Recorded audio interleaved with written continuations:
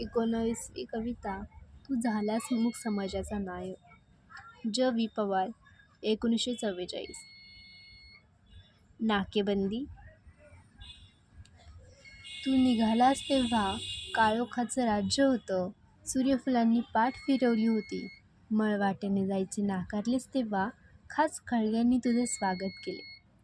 तू झालास परिस्थितीवर स्वार आणि घडविलास नवा इतिहास.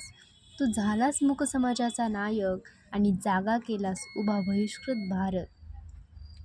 तू फुंकलेस रणशिंग अगाध ज्ञानाच्या बळावर. तू तोडल्यास गुलामांच्या पायातल्या बेड्या आणि केलेस उभे चवदार तळ्याच्या काठावर. युद्धात जवानांना उभे करावे तसे. तुझे शब्द जसे की महाकाव्ये तुझ्या पायाजवळ गळून पडावीत. तुझा संघर्ष असा की काठ्यांच्या संगीने व्हाव्यात.